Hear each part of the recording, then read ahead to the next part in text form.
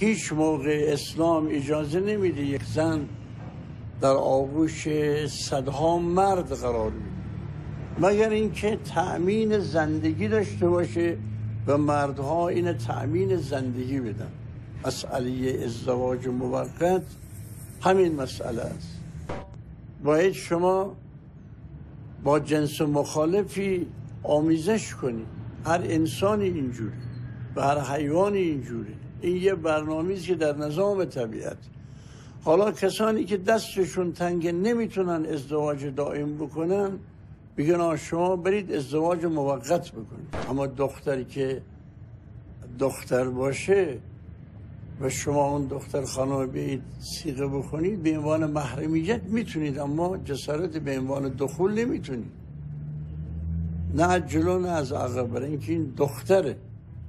تمام اینا رو امر حساب کرده اسلام، قانون مقدس اسلام.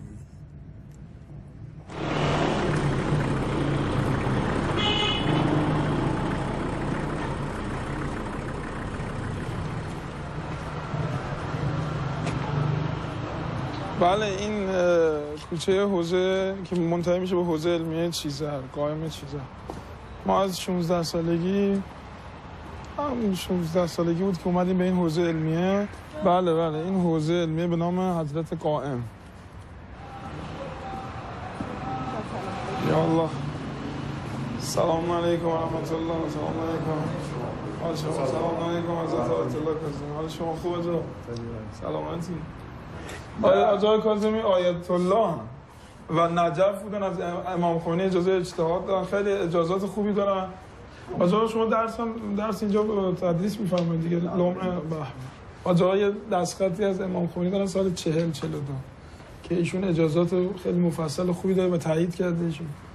آجا یه مسئله که حالا دیروزم بحث شد با گرامی در مورد آقای گرامی نظرشون در مورد اذن پدر تو ازدواج، حالا چه دارم چه موقت رساله‌شون هم دیدم، ایشون با هم بحث کرد و فکرینا گفتش که جزء صحت عقد نیست. نظر ایشون بود.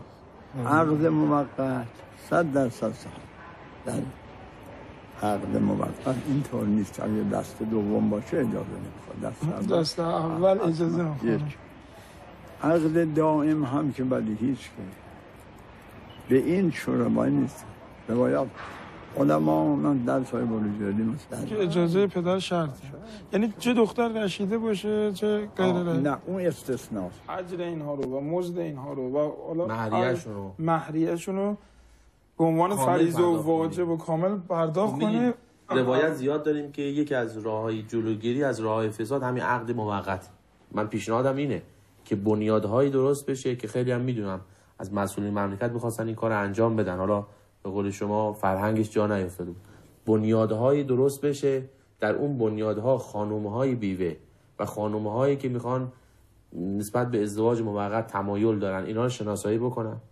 جوان‌هایی که نمیتونن ازدواج بکنن، جوان‌هایی که وضعیت مالی خوبی ندارن، زندگی خوبی ندارن، به هر شکلی توانایی بار کشیدن یک زندگی دائم رو ندارن، اینا رو هم شناسایی بکنن، اینا رو به هم وصل بکنن، همونطور که قرآن ما گفته، همونجوری که فتوای علمای ما هست، همونطوری که اسلام گفته، طبق یک موازین شرعی.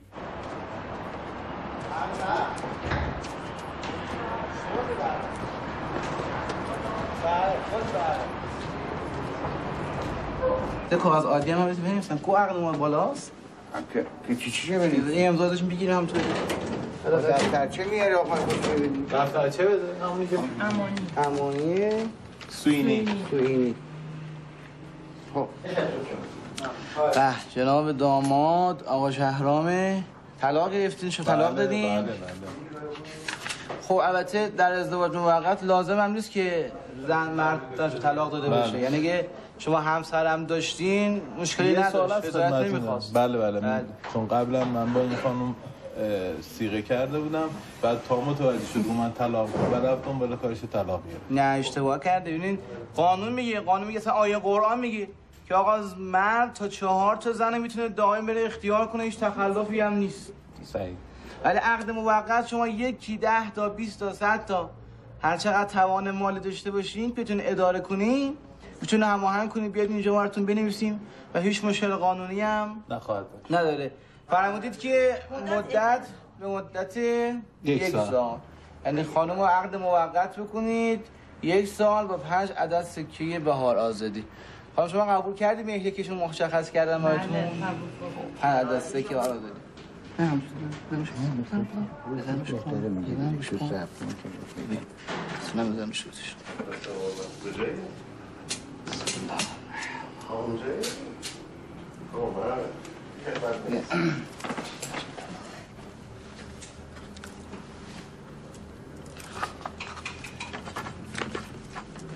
خب اعوذ بالله من الشیطان اللعین الرجیم. بسم الله الرحمن الرحیم.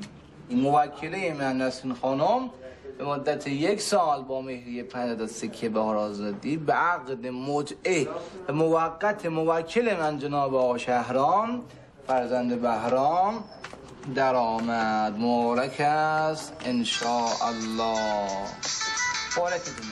مرسی. متشکرم. مبارک باشه. حاج آقا شیرینی بخورین که صداتون داره. خواستیم توضیح بدیم که مدت ازدواج موقت چقدر میتونه باشه؟ ببینید ازدواج موقت کلا مدت داره. یعنی لحاظ شرعی شما برای نیم ساعت هم میتونید ازدواج موقت داشته باشید به شرطی که هم مهر مشخص و هم مدت. توافق میکنن نیم ساعت عقد موقت بکنن، بعدیا مثلا نیم ساعت که تمام شد دلش میخواد 1 ساعت دیگه تمدیدش کنه. باید دوباره نیم ساعت عقد موقت خونده شه. بهتره هم اول دوباره باید بخونه. بله دیگه خب تموم. اگر خواست با شما تمدید کنه میان دفتر تمدید میکنه. اگر خواستین که فصل بشه ولی به مرد دیگه ازدواج کنه موقت، ایشون باید 2 طور عده نگه داره. عده دلیلش واقعا چیه؟ یعنی برای چی توی بحث احکام اسلام عده؟ خب بحث بچه هست که مثلا اگر بچه دار بشن تو این چند وقت مشخصه. یکی هم بحث روحی هم خوب داره. اگر بخواد بدون عده بخواد عقد بشه که خب یه خود با زن خیابونی تغییر نمیکنه. اسلام میگه باید حرمت قائل شه. حرمت اون همخوابی که بین اون آقا و خانم هست حرمتش نگه داشته شه. ولی من شاید اشتباه میکنم، فکر کردم زنان یائسه دیگه نباید عده نگه. اون بحثش جداست. بله دلیل اون چیه؟ نه اون خب اون بحثی که خود اسلام تعبدی گفته که آقا زنی که یائس هست دیگه عده‌ای نداره. کسی حتی سراغ همچه افرادی هم نمیده. بهش رواج داده نمیشه. حالا اگه کسی خیلی خوش تو موقع نگه داشته باشه عقد موقت نه دیگه. هزینه سند اینا که حساب کنی هر چی خواست بدی. همین که مدیر دفتر و شهریه‌های آیاتی برای ما خیلی مهمه. خیلی ممنون. دیگه هزینه زیاد مهم نیست. دست شما در هر چی از قبوله. ممنون. دست شما در نیاد. پس مدارک ما رو بفرمایید آقای خسروی بهشون بدید سند کامل کنید. امضا کردم. خیلی متشکرم. خداحافظ. خیلی ممنون.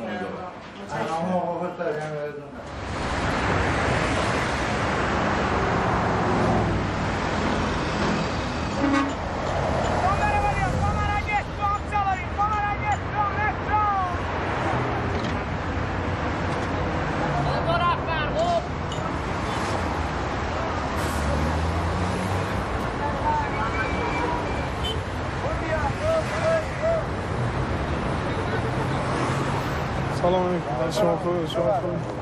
هم میریم؟ بله چند؟ 4 تومن. در بس هم؟ در بس 22 تومن. تخفیف بدون طلبیه حساب. شما بده. خب شما میره 20 تومن بده. 20 تومن بده. داره حرام میبره. خدا من حرام خوب. سلام سلام. خدا فکر خیلی ممنون. خب از زن استادی خب به سلام. زن بله چند تا بخواد تا بخواد زن استادم. زن استادی چند تا؟ تا بخواد. نه اصلا من تا حالا ازدواج رسمی نکردم. ازدواج رسمی نکردی؟ نه. جدی؟ و در عمل جی در واقع؟ در عمل حاج آقا حالا بالاخره شما حاج آقا هستید محرم اسرار مردم هستید. بله. من چند تا صیغه داشتم. ازدواج موقت داشتم. با هم که نه همینجوری. نه سوا. به خاطر چی؟ به خاطر اینکه میخوام کسی که باهاش زندگی میکنن قبلش بشناسم.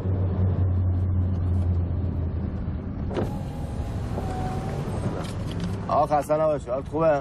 خوبی؟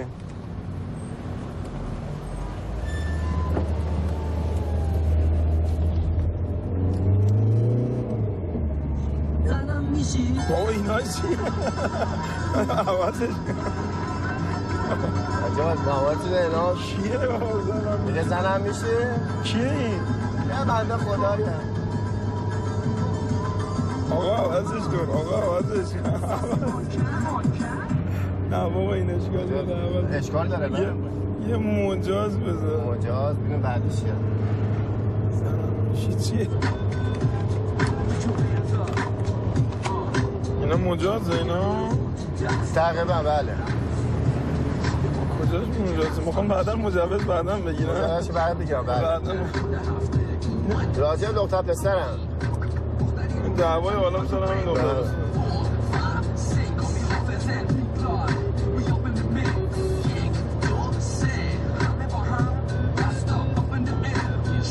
فارسی انگلیسی بله آقا این من میخوام انگلیسیم خوب بشه زمان میخوام برم تایلند انگلیسی صحبت کنم آقا این عوضش کن این بعد آموزی داره میگه خانم غیر بده عوضش اینا مجاز بزن خب بس که خانم غیر نده حالا که خانم که غیر بده آقا این عوضش کن اشکال داره باشه آقا فرما آجا من یه سالیس فرای ازت دارم همه شهری شد غیر شهری من پارسا رفتم توی کشوری رفتم طرف اوکراین اونجا کنار دریا خانمایی بودن که با لباس اوریان داشتن اونجا ما رو منقلب شنا میکنن آجا هزارها خانم بودن کنار رو زمین داشتن آفتاب میگرفتن حالا حاجا میخواستم تکلیف اینا چیه آیا اینا گناه نداره این کارا رو میکنن تنشون نشون مردم میدن خب این از نظر ببین اونها یه احکام خاص خود دین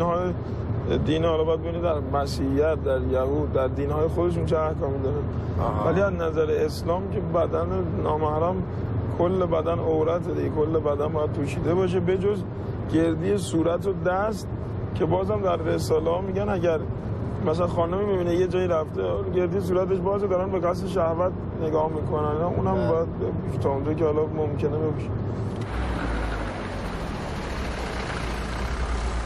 آخه این حق خانم‌های ایرانی خورده میشه که اینا تو این گرما تو این لباسای مانتور میپوشن نه خب وقتی آدم یک دینی رو اگه پذیرفت دیگه احکامش رو میپذیره باید قراره باشه خانم‌های ایرانی برن تو بهشت اونا هم بعد برن تو بهشت پس اینا دیگه با خداست یکی بهشت ما که مسئول تقسیم بهشت و جهنم نیستیم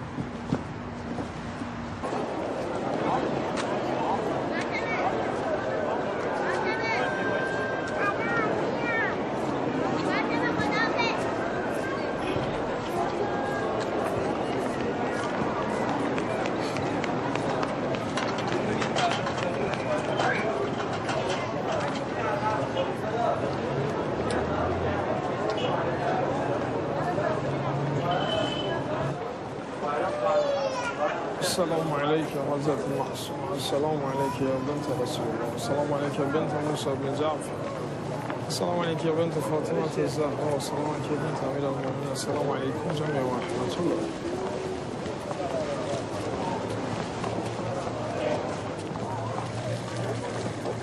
السلام عليكم ورحمة الله وبركاته نيتكم بسم الله الرحمن الرحيم الله لا اله الا هو الحي القيوم لا تاخذه سنه ولا نوم له ما في السماوات وما في الارض انفسهم الله والله سميع عليم الله ولي الذين الله ولي الذين يخرجون من الظلمات الى النور الذين كفروا عليهم الطاغوت يا اله العظيم يا ابو صالح المهدي يا امام الزمان وفاطمه الزهراء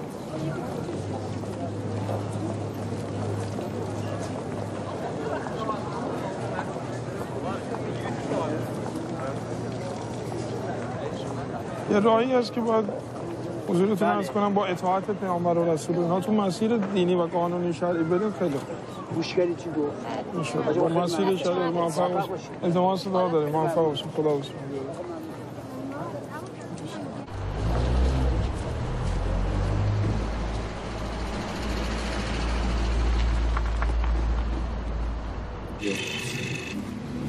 اولی بد خطر داره دومی هم بد اختلافات و ناراحتی. اولی با زحمت دلهوره و معطلی درست میشه عاقبتش خوب. دو تفاهمی نیست به هدف نمیرسه خیلی بده مشکلات زیاد. اولی اگر بشه خوبه فکر نکنم بشه. دو اگر بشه بهتره. اولی نمیشه، مشکلاتی هم داره، بده. دو بدتر، اختلافات و ناراحتی. نسبتا خوب و راحت، آیندهش هم بهتر. یک اولی روابط نامناسبه، بده. دو بدتر، مشکلش بیشتر. خانم بفرمایید. دو تا. اولی گرچه با زحمته ولی ضرر نمی کنید، اندام بدید بهتره. دو هم مشکل، مقاومت کنید نسبتا خوبه. سه اگر بشه تا حدودی خوبه. الان بحث ازدواج جوان‌ها و مسائل اجتماعی ها، خصوصا در مورد بحثی که یه راهکاریه که اسلام قرار داده، شما مستحضرید که ازدواج موقت قرار داده. بالاخره اسلام یه راهکاری داره برای آشناییش به مسائل زناشو اینها. ازدواج موقت دلیلش عامه، ولی به خصوص در این گونه موارد شاید که تأکیدی باشه. یعنی بسیاری جوان‌ها اصلا چه بسا آشنایی با مسائل ازدواج نداشته باشن، وقتی یه ازدواج موقتی قبلا دارن آشناترن در انتخاب همسر. ببخشید این یه قبح اجتماعی داره که مثلا بعضی کسی برای چیه این؟ از زمان پهلوی اینطور شد. رضا شاه لعنت الله علیه وقتی آمد جلوی ازدواج موقت رو گرفت و جلوی تعدد ازدواج هم گرفت. در مقابل مراکز فحشا رو باز کرد. اگر تعدد زوجات باشه و ازدواج موقت باشه، زنای خیابونی جمع میشن. اگر از ازدواج موقت بدتر تعدد زوجات، زنها چه بسا بعضیشون برای فحشا حاضرن ولی برای زن دوم حاضر نیستن، برای عقد موقت به قول خودتون صیغه هم حاضر نیستن. و الا تو عربا مخصوصا تو سعودی دیده شده اونجا یه مرد 4 تا زن تو ماشین همه با هم نشستن، همه با هم رفیقن. مرد چقدر راحته وقتی یه زن مریض میشه مرد به کاراش لطمه نمیخوره، اون زنای دیگه میبرن دکتر. ولی در ایران بس حسادت زیاده، هیچ زنی حاضر نیست که رقیب بپذیره. فقط در روایت ما مؤکداً داره در چندین روایت منشأش هم فقط حسادت، فقط حسادته. خیلی ممنون جان، خیلی لطف کردید. التماس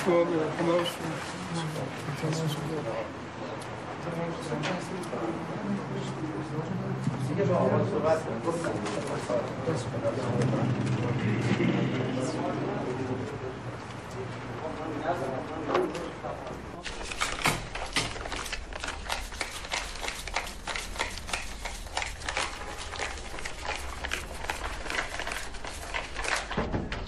این قسمت پول شمار مؤسسه خیریه است. صدقاتی که وارد مؤسسه میشه اینجا شمارش میشه. اینجا مؤسسه خیریه فاطمه زهرا سلام الله علیها است، در خدمت ایتام و خانواده های بی سرپرست، خصوصا زنان سرپرست، بی سرپرست و بد سرپرست.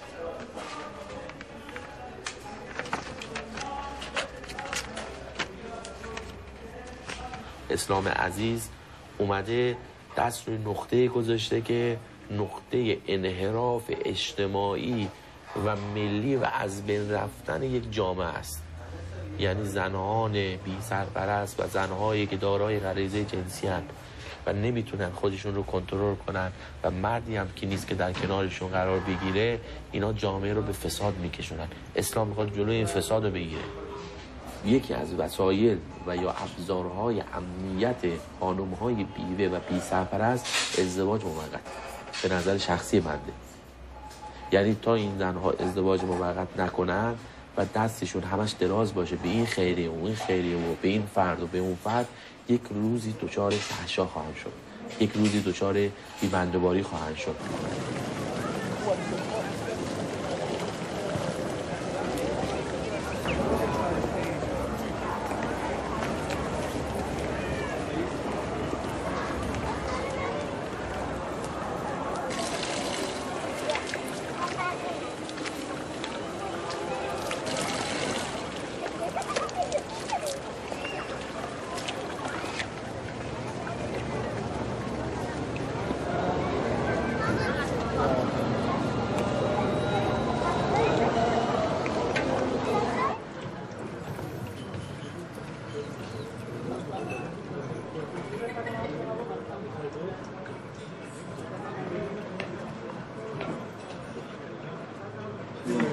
از شما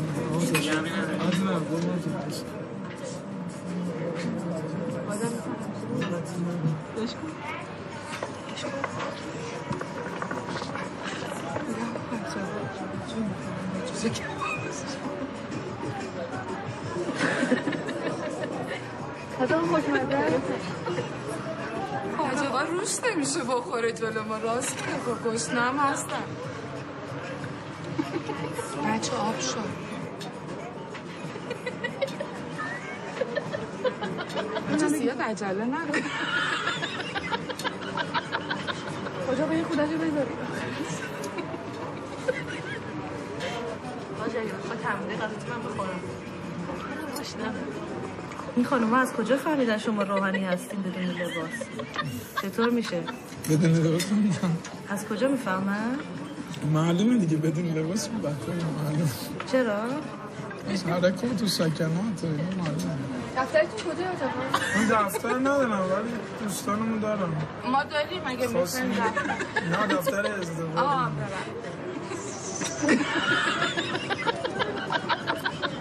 آجابا طلبانه